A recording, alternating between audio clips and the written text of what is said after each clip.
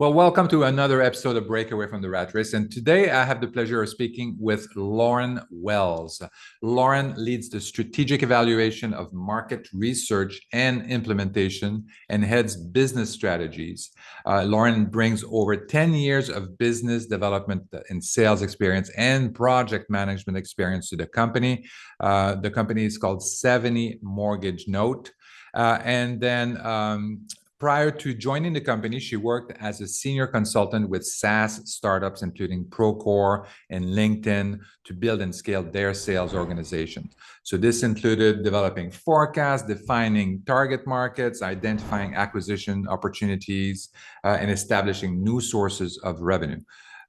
Lauren has also been involved in real estate investing. She's a real estate investor since 2010. And during this time, she has helped grow and manage a portfolio of over 100 assets, which include both residential real estate and mortgage notes.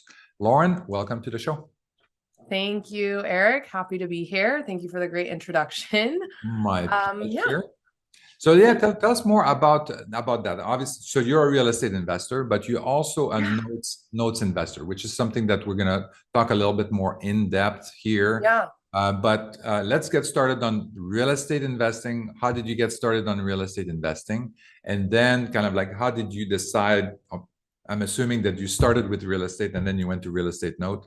But how did you decide after that to diversify to mortgage notes? How did that happen? Yeah, so I grew up around real estate and did what I'm the oldest of three children, oldest child would do, and said, absolutely not. I am not doing real estate. This is not for me. And so I went, like you mentioned earlier, the Silicon Valley software startup route, and eventually found my way, as my family would say, back to real estate when I realized that in order to kind of create wealth for myself, for my family, it wasn't going to be found in, at my day job. Mm-hmm. So started with looking and helping manage and learn really the long-term rental portfolio and, what do acquisitions look like? Where am I going to be able to get in? So I'm doing this, I have my day job, I have my side hustles, which we can talk about later. And those kind of funded the growth of the portfolio. So not only mine, but managing others as well.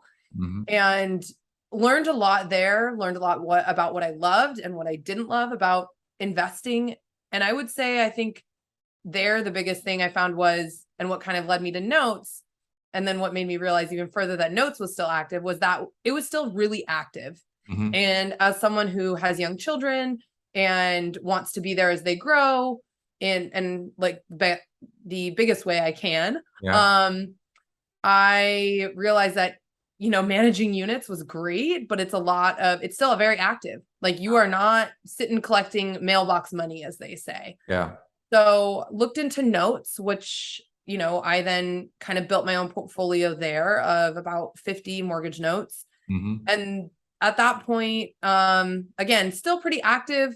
One, I wasn't having to deal with borrowers. And for those of you who don't know what a mortgage note is, so you essentially assume when you purchase a mortgage note, everyone has a mortgage and a note when they purchase a home. You essentially are assuming the position of the bank. So when I purchased a first lien mortgage note, I would assume the position of the bank to the borrower.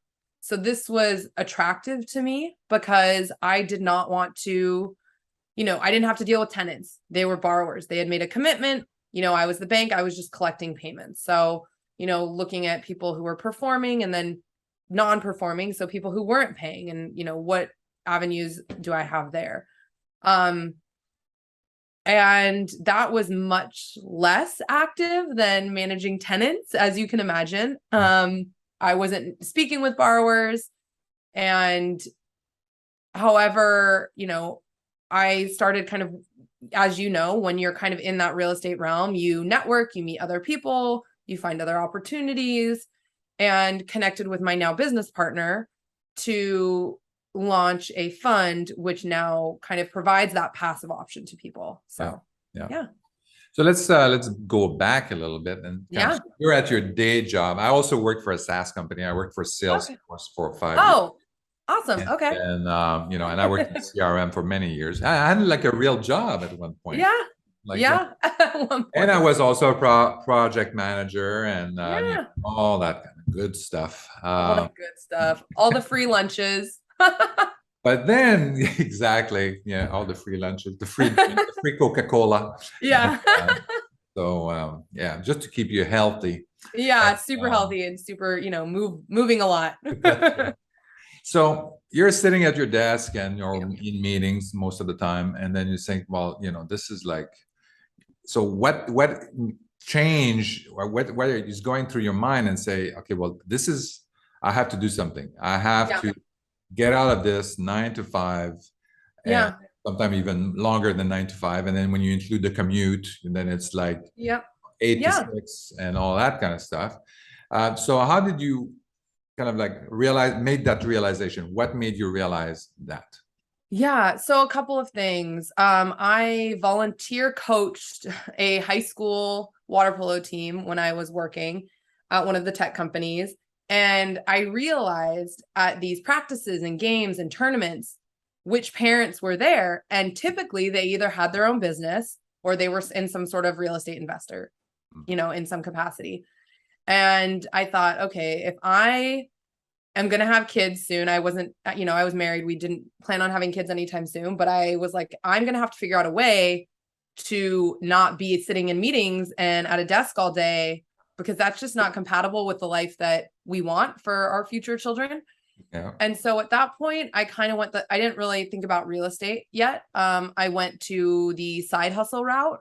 And I was like, what skills can I draw from my day job to create like a consulting business Yeah. that then, I manage my own time. Did you go this route as well? You're laughing. Yeah. Yeah. So that Yeah, I seemed, mean, we have a lot of similarities. I also played water polo in high school. So oh, did you? That's awesome. Yeah. So that's the team that I coached. I played through college. So, yeah, so I went and was like, okay, I'm in sales and business development. If I can find companies to work with me on a retainer basis to, where I come in as I guess you could say fractional VP of sales or fractional business development person, could that work? Could that give me back my time? yeah. And it did. I did that through, my whole entire first pregnancy, and then ended up leaving my job after my maternity leave was up, and just did that. And then while that was great, I felt like I had my flexibility, I had the time, but I was still like, the clients, my new boss became my clients. Yeah. And so, it's like, okay, I traded the kind of, I loved all my clients. At least I got to pick who they were. Yeah. But they were still like another form of a boss. Yeah. And again, while I'm doing all of this, my younger sister fully fledged into real estate, and she's like, going great. And I'm like, okay, she's, we're very opposite. She's wanted to do real estate since she was like 10 years old. So, seeing that and thinking, okay, that's like, again, where I need to be. And like I mentioned earlier, I was super resistant because it was what I think it was like kind of expected, everyone does real estate. Yeah. It's the only way to freedom. Kind of one of those lessons you have to learn for yourself. So then 2000, I don't know what year that was, 15, started helping offer services to manage and kind of get into the know of what does it look like to manage our portfolio and help grow someone's portfolio. So I'd say when you don't have a ton of capital, which we didn't have enough to really make a significant investment in like, a rental. Mm-hmm. What I did was I offered kind of like services in exchange for mentorship and leadership and knowledge in. Okay. Yeah. Well, so this is very good. Yeah. This is a good idea. Yeah. So I guess people could probably look at me. You basically said you went to a property management company or a portfolio. I went to an investor and offered to help manage their portfolio and learn what are the criteria they're looking at when they go to acquire, where do they acquire, what is their strategy, because you have people I think what I learned in that first few months was everyone has their own buy box, their own like Right. what they love to invest in. For some people, they're never going to do short-term rentals. They will only do long-term. And then you have people that swear by wholesaling or swear by fix and flip or swear by short-term rentals. Yeah. So it allowed me to kind of figure out, okay, what do I like? What do I not like? And then, right before COVID hit, I was looking into mortgage notes, and I, did what most people probably do. I read every single book I could get my hands on and consumed all the content online for free. And did the same thing. Mortgage notes was a little bit lower of a barrier to entry as well, which was awesome because then we could take that cash and put it into multiple assets. Yeah. So yeah, I started doing that and, started looking at second position mortgage notes because again, lower barrier to entry. And if it went totally south, I wasn't too heavily invested in it. Yeah. But it ended up being, a great experience and I really grew to love the industry, realized it's pretty small and pretty niche of an industry. Yeah. So I really could capitalize on those relationships that I like to build. Yeah. So that's very interesting. And the thing too with the mortgage notes is that you still have to have a good foundation on real estate because you have to know, okay, well, this is the right market, this is the right value of the property, this is, you have to understand the real estate because the mortgage is leaning against, I'm using that term kind of no pun intended. Exactly right, against that property. That's why you have a lien on the property, so you have to understand its value in order for you to feel to kind of like measure the level of risk that you want to take on your mortgage note. So I think the fact that you went to real estate first and then kind of like went to mortgage notes, I think it makes perfect sense. Have you done any of these, what's his name, Eddie Speed event? I have not. I didn't do note school, but Eddie is, again, small industry. I just saw him, actually met him in person for the first time at Quest Expo out in Houston. Oh yeah. And then I know he has his expo coming up in November, which I unfortunately cannot make. He's from Texas, so I think it's like, he doesn't travel much. So I think Quest was in Texas, Note School is and Note Expos in Texas. Yeah. I'm in California. I don't particularly love going to Texas. Just a long flight. So 2 hours. No, well, I have to drive to LA first. That's 2.5 hours. So I guess it's more driving to LA that I don't really love. Yeah. Okay. Yeah. But, it's true. I think that it allowed me to starting in real estate and then going into notes gave me a good foundation, but it also allowed me to find like where my risk tolerance is. Yeah. And I think that's something important for people who are, starting out looking to diversify into real estate. Yeah. You need to be very in tune with what your risk is. If you're going to go for a model that I would view as less risky because you want a higher return, you have to realize that's going to be a higher chance of no return or less return. And I liked that I didn't have to deal with tenants.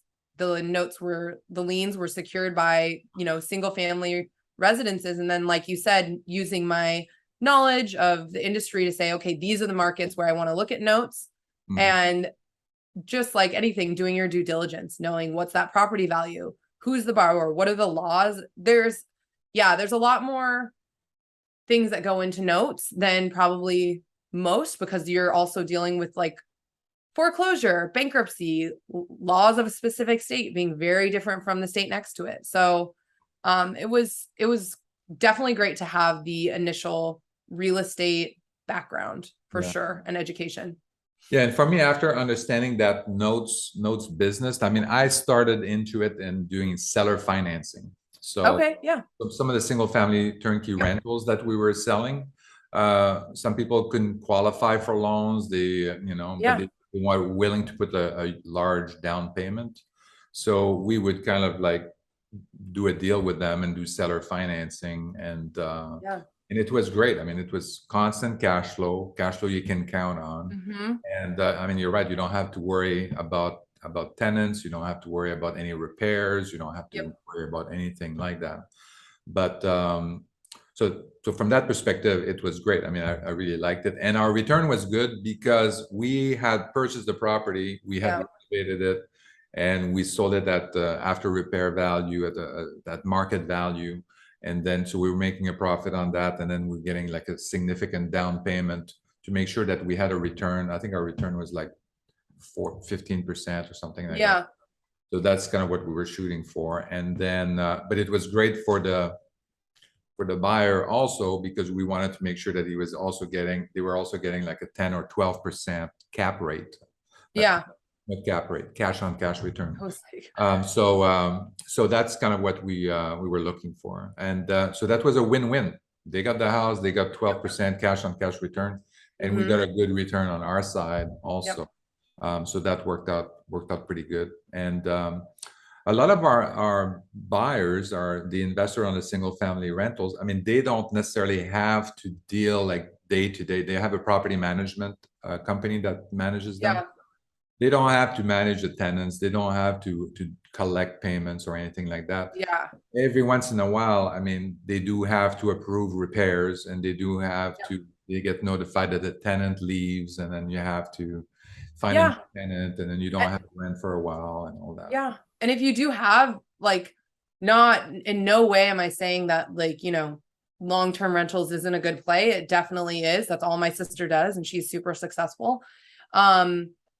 But if you do go that route, like you said, having a good either team or management company or system in place will make, you know, the world of a difference. So really, like, you know, maybe it's because I come from the tech world, but utilizing technology to your advantage these days, as much as you can, really will help save you tons of time and frustration.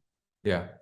And then so that's good. So you're looking at your friend and then say, oh yeah, she's doing great on real estate, and she's going on travel around the world and doesn't have to worry about anything.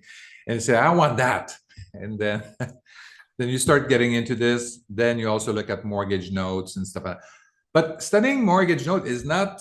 So what intrigued you about mortgage note? This is not usual. I mean, I was interested in it because I like. No, it's unusual for sure. I like numbers. I come from an actuarial background, so so I like that. And, but not many people are like that, and there's so many things about that. So, you know, I think it was someone had said something on a podcast. Again, you know, free content is out there. And I think it's your podcast, all the podcasts, like, again, just consuming content and then taking action on that, I think is the kind of key differentiator, is to take action. So I had heard someone mention mortgage notes. I can't remember who it was, on a podcast I was listening to. And it was something, like you said, it's super niche. It's not something I had heard of before, but it sounded, and I will say, it did sound more like mailbox money than it is. But it sounded like something I wanted to look into. And literally with COVID, I kind of just accelerated everything because we had more time at home with everyone. So I had more time to really sit down, you know, and dig into, okay, first, do I want to start with first or seconds? You know, can we buy a pool? Can we buy a small pool of seconds? Like, how much is that going to cost? What are people paying? I think really learning what to pay to get the yield we needed or wanted and still be competitive in the industry was something that took quite a bit of time. But I think it was just hearing that podcast, reaching out to people, literally Googling mortgage notes and starting from literally square one, because it is very different. And asking, I'm a big fan of, and this probably is because of my business development background, people in this industry are super helpful, not just mortgage notes, real estate. That's true. Like every person we have on our podcast, I'm sure you are always saying, like, reach out to me if you have any questions. And so I think I may be one of the people who actually does. I do email people, or if I hear someone speak on a webinar, you know, I will email them and say, hey, you said X, Y, and Z that really resonated with me. I'd love to pick your brain on this. Or do you have time for 5 minutes on the phone? And I think doing that enough times, you find out kind of what kind of business you want to build, who you want to partner with, and then you have a ton of resources, people willing to help you out in some way. Yeah. So. I agree. I mean, this industry, real estate, and I include mortgage in there as well. I mean, people are very friendly. They're very helpful to one another. It's just, it's an incredible industry to be part of. And part of the reason is that we have free time. So we're looking at that. And then people feel that I have a few people that they ping me on Instagram and they say, oh, you're just, why are you helping people? Like, it's kind of weird. They kind of like they think I have something behind my back or I'm hiding something. And because I'm trying to help people, I'm spending time, being on this podcast and posting on Instagram and all that kind of stuff and writing articles and all that. But they think I have an ulterior motive, but it's just because I'm really literally very happy that I managed to achieve financial freedom with real estate that I want to share with other people. Because a little bit like you, I didn't want to do real estate either. I started real estate. I had given up on real estate, I should say, maybe. I bought my first apartment building at 18 years old, 8-unit apartment building, cash flowing, no money down. And I had a mentor that was kind of helping me doing that. And I said, okay, well, I want to learn everything that this guy has to say. And I was at university at the time. I said, well, university, second priority. This is real life.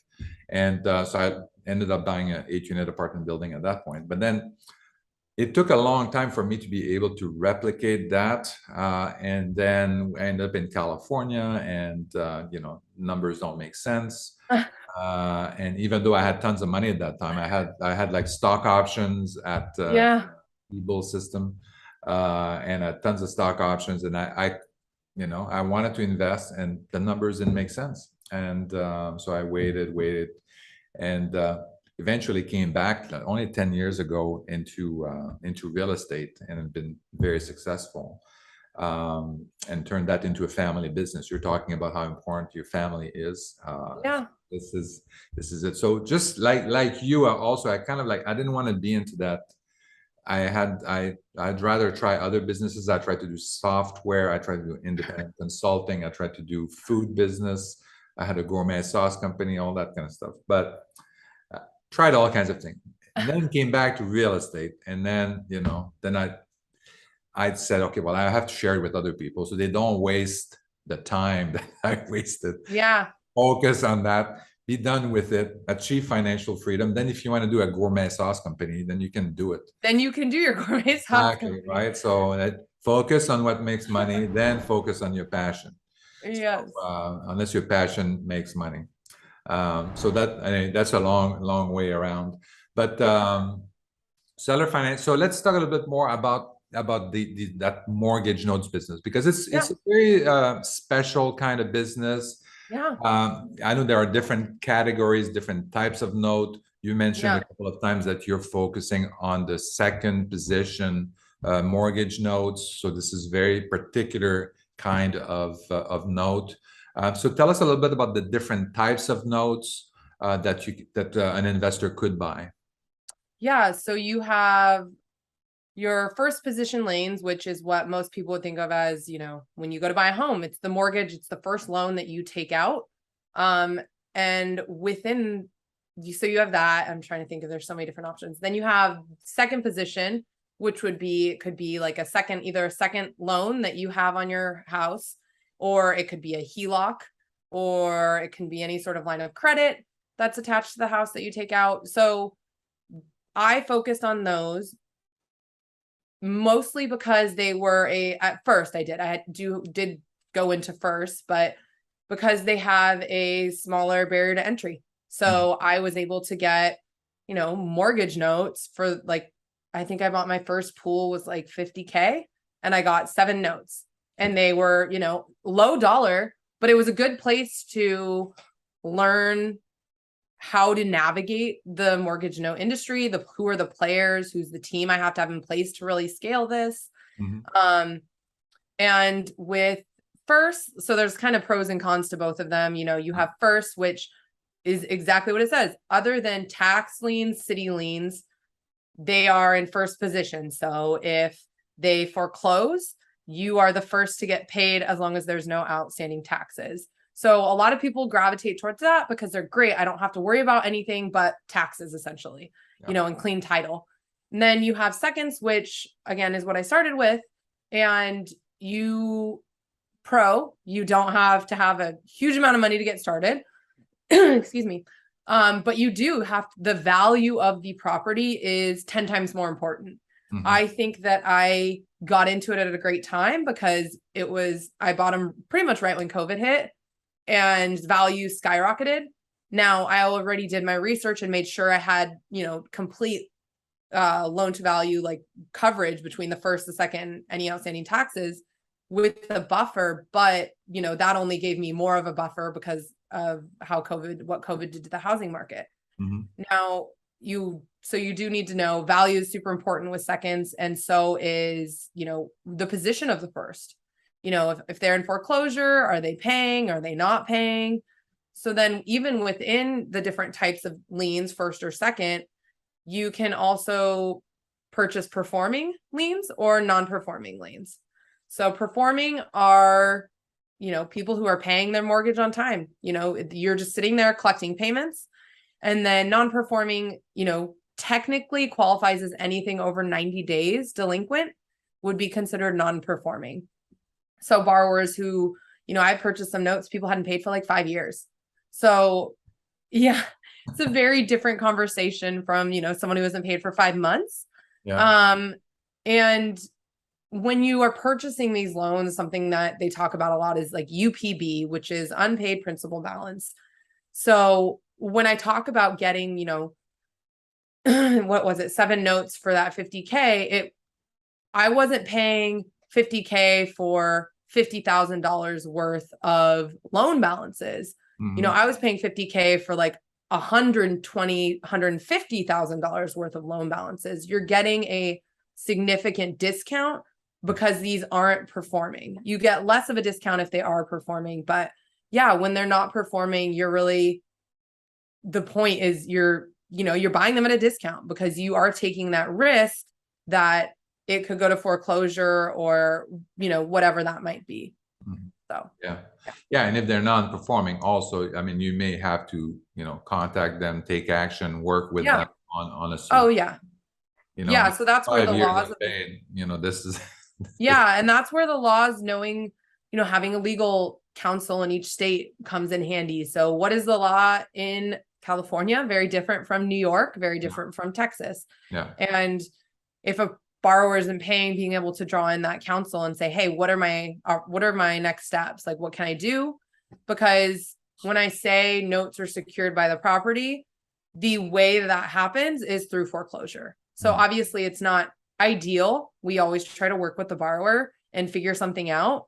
And more often than not, I'm actually shocked at how many people their loan was transferred so many times they stopped paying because they didn't know. So it was a simple phone call to get them paying again.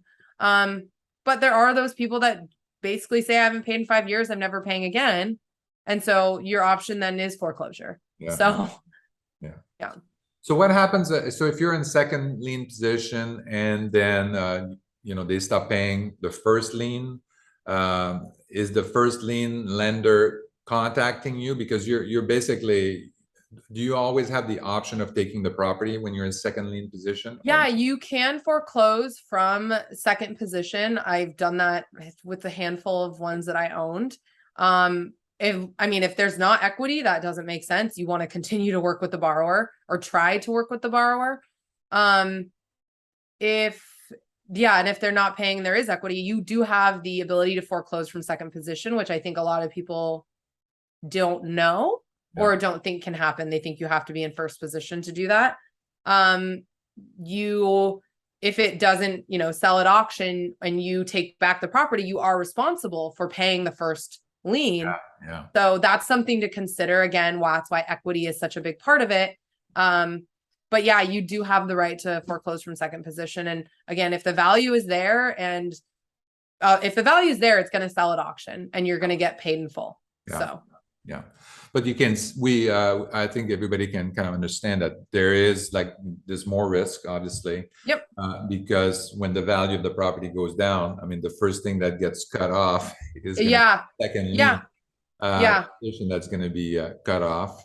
I mean, right now we're probably going to see a lot of people who took out seconds and are not able to repay for, just where the economy is at right now. And I anticipate there will be quite a few seconds coming down the pipeline. Yeah, I think so. I think a lot of people have taken second lien position or have taken an HELOC to invest in something or to invest in their own home. And now if they want to refi, it's going to be very expensive for them to refi. Like the refi, because that's what people were doing in California. I mean, that's what people were doing. Take a HELOC and then they would kind of like renovate their house and stuff like that, or do something, or buy a car and waste money. And then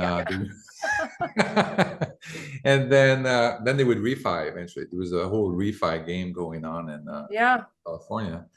But now, if you're in that situation, now you're maxed out on HELOC, and your value of your property is probably dropping, as most are. It's not a great position for a lot of people right now to be in who did that. Yeah, so that's gonna be very interesting. But this is for that reason. This is why it's important for you. You get a discount. So if you get like a loan, but the amount left over to be paid by the lender is $100,000, you would get a significant discount in order to buy that. Correct. Yeah. So you get the discount, and that's kind of factored into, like, think of it as a buffer as to, like, even if you don't get paid, say the whole second isn't wiped out. If, say, like, just, if you have a $50,000 note and you purchased it for 25, say you don't get the whole 50, you're still going to hopefully get something, unless for some reason you just didn't have enough of a buffer in your value. Yeah. So obviously you're a very numbers oriented person. So, right. Because I think you have to have some assumptions about what you think, what is the probability of, of this lien being, having to be foreclosed, or the value of the property going down. What's the probability of all of that happening, in order for you to estimate what the return is going to be? What return are you looking for on these notes, on these second position loan? Yeah. So, well, I'll speak. It's changed a little bit in obviously the last few years, and with the new, company that me and my business partner started, we're more focused on first. And so when we're looking at a portfolio and making acquisitions, we will bid based off of for performing 15% plus. I'd say it's like 15 is the minimum return. Okay. And then with non-performing, we're looking at 20 plus. Okay. As far as and again, those are like our benchmarks. The weird thing about this industry is a lot of it is experience and gut of okay, I've been through this 100 times. We kind of know that the ones in this state, in this area, we can get, higher returns. So even if the seller, say will take that bid price that gives us a 15% return, we might not just bid that just to get that return. Obviously, we can be more aggressive. So. Do you do mainly owner occupied, or you do also like investment properties, or? Mainly we owner occupied. Okay. Yeah. Very interesting. And then for the performing, or so do you use a service? So are you getting the payment directly in your bank account, or are you? No, that's a great question. Yeah, that's a great question, because we have servicers in multiple states. Well, we have a few servicers we use that cover the US. Yeah. So servicers are, ever since pretty much COVID, when the CFPB kind of cracked down on their regulations of this industry specifically, and lending and private lending, and foreclosure even, and you saw the moratoriums go up. So I think before that it was starting to crack down and you needed a servicer. Some people would still self-service and get payments directly from the borrower. And I know with owner financing, you can do that. But for other for non-owner finance loans, yeah, they're serviced through a third-party servicer. We don't talk to the borrowers. They do all the communication with the borrowers. They send, a hello, this is your new lender letter. They collect payments. They have, then send those payments to us. And then, any non-performing loans, they are the first person to contact the borrower. And then we make the, strategic decisions on what we're willing to offer and how we can work with them. Mhm. But we typically don't contact the borrower directly. Yeah. Oh, that's great. Yeah. The nice thing about the servicer is that they take all the payments, they give you a report, they take action if and send a letter to the borrower and say, hey, you haven't paid your blah blah blah. They send statements, they send also these the reports to the government about the interest amount that they paid and all that, and the interest amount that you made. So all these things. So it kind of like it's relatively cheap. It depends. And it's a liability. It's a legal thing. They are licensed to do business in most all the states that they're registered in, and so there's no liability that will come back on us as lenders. Yeah, that's right. And some of the liability, as you mentioned, the consumer protection. You have to do certain communications to your borrowers, and then if you don't do it correctly, then you're in trouble. So this is where the servicer is. They stay on top of that, and it's you don't want to deal with. No. I think the key phrase is like, do what you're good at and rely on the experts for legal servicing title to do what they're good at, and then you take it, you do the strategic evaluation, and you do what you're best at, which is that. Not exactly. It's kind of like your property management for your yeah. You take care of that, and I will tell you. You do have tenants.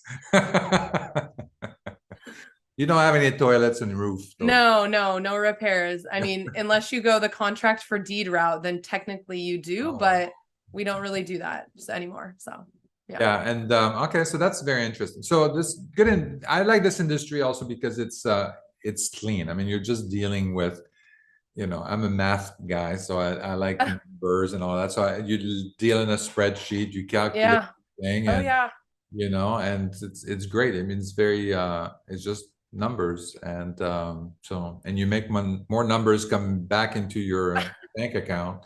It's all numbers, really, when you think about it.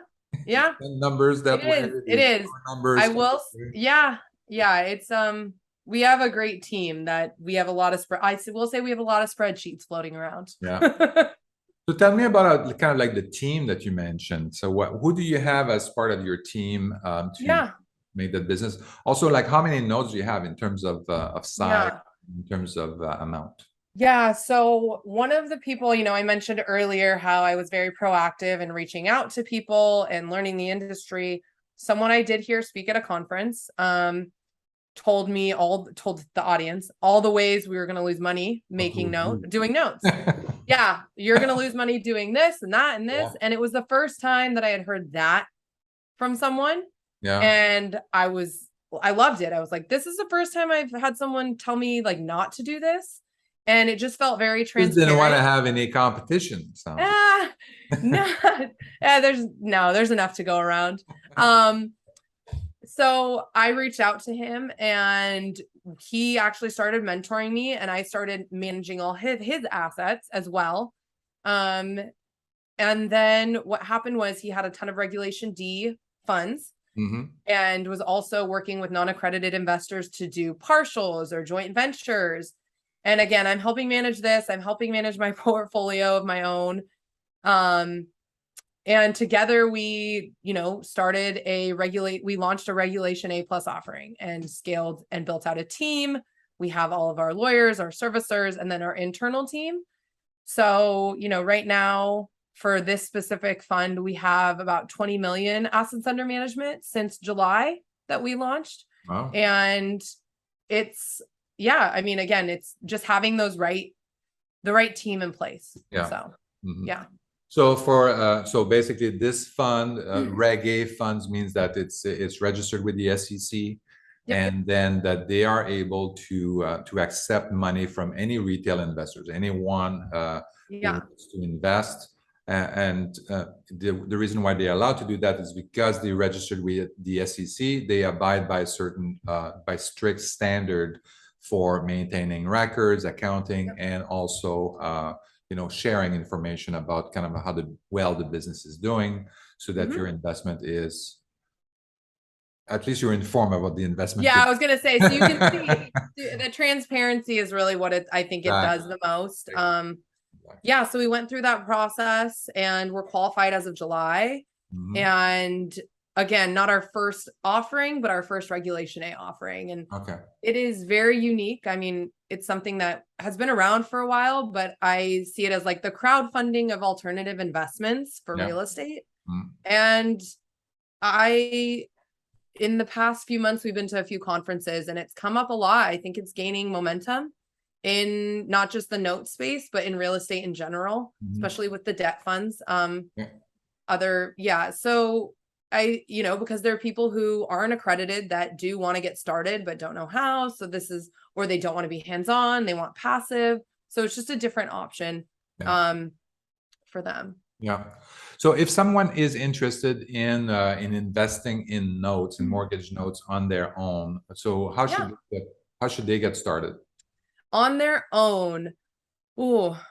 How much time do they need? How much money do they need? Where would they get the note, Yeah. for example, to Yeah, for sure. And where to get the notes, what to pay for the notes, yeah. and are probably the two things that took me the longest to figure out. And I still feel like I can't give a great answer Yeah.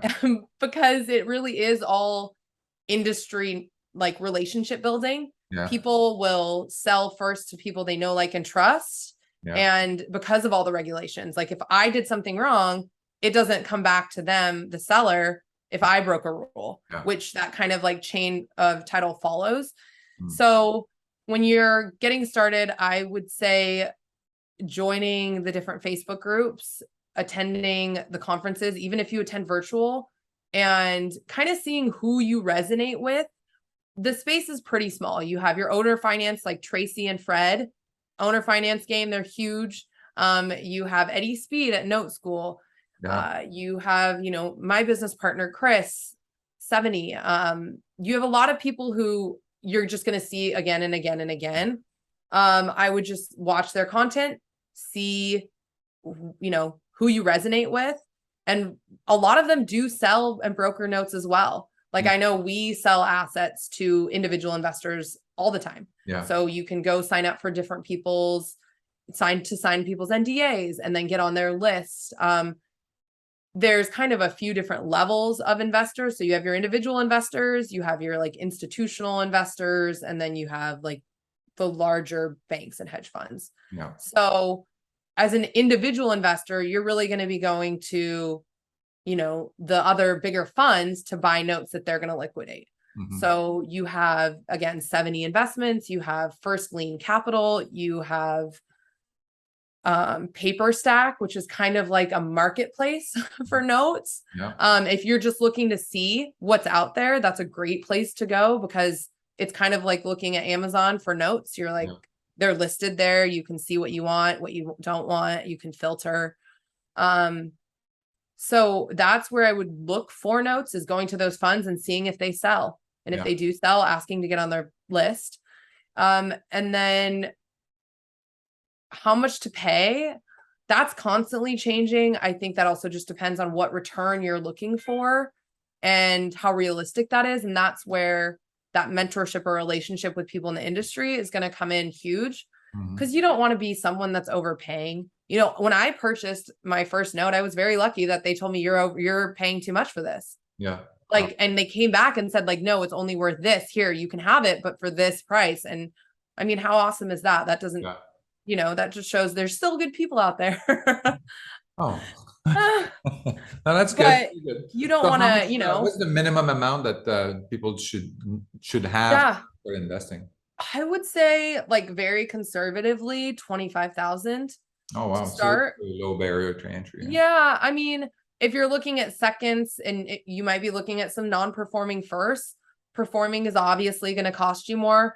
but I'm talking like you need that to purchase, servicing, legal. There are different costs associated with, holding the loan and what you decide to do with it. And then just time. Like a lot of people don't want to go the legal route, but then they end up sitting with a loan for a year and a half that's not making them any money.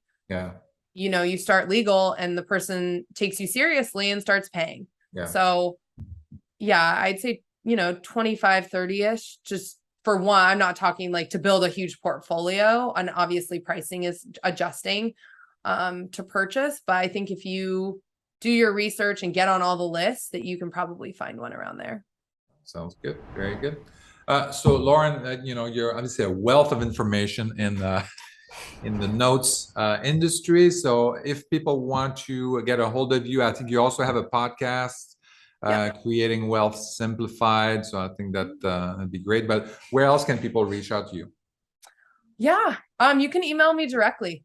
I mean, Lauren at 7 investments.com. Like you mentioned, Eric, we do have a podcast. So even if you're interested in just notes, we recently rebranded the podcast to more general Creating Wealth Simplified. But if you go back to episode 1, before I was even on it, before I probably even entered the note space, it's all about notes. So if that's what you're interested in, it's a great podcast for that. And then I'm happy, to pay it forward. I've been very lucky and fortunate to have some great people help me along the way. So if anyone's interested in speaking with me, Lauren, you can email me directly, Lauren at 70investments.com. Well, thank you, Lauren. So make sure you like and subscribe, and we'll see you next week. Thank you. Thank you again. Thanks for having me. Okay, bye. Thank you for listening to Break Away from the Rat Race with your host, Eric Martel. If you want to share your story and experience with our listeners, please message us on Facebook at Break Away from the Rat Race. Also, please subscribe to our YouTube channel and our podcast on iTunes.